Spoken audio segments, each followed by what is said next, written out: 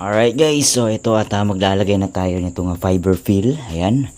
Para dyan sa ating speaker box para kahit pa paano lumambot din yung tunog niya. Okay, so bilisan lang natin. So kagagaling lang natin sa trabaho guys, no, sa ating day job.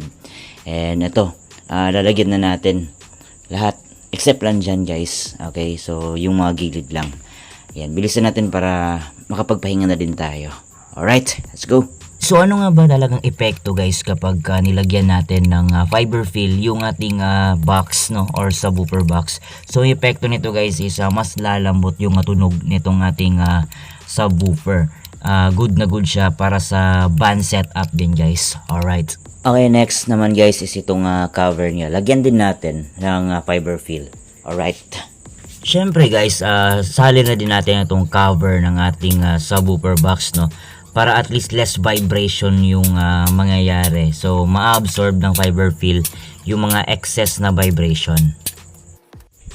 Okay guys, so ganyan yung naging itsura ng ating paglagay ng fiber fill. Ayan, so malinis na siya guys. And ready na sa sound check tomorrow na lang kasi gabi na. Ayan, tapos itong cover niya, ayan, nalagyan din natin. So hindi natin tinuloy hanggang dito kasi babangga siya kasi dyan guys. So ayan, so no need na. So importante yung dito lang, okay? O di ba? Oh, mas maliwalas na. Tsaka yung bracing niya guys. Yan. Alright.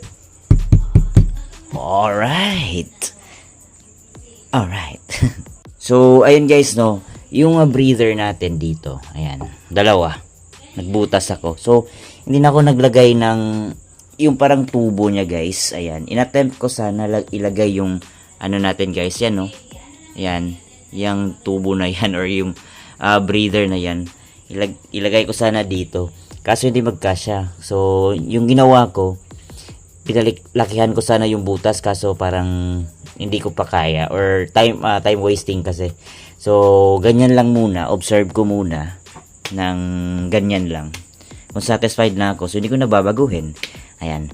So, eto guys, abang-abangan nyo lang yung sound check natin dito, no? Bukas na lang kasi gabi na. Okay? So, try ko makauwi ng maaga bukas after ng work. Then, sound check tayo kahit sandali lang. Okay? So, update lang ako guys sa mga susunod na video. And thank you sa panonood ng aking mga videos. Alright!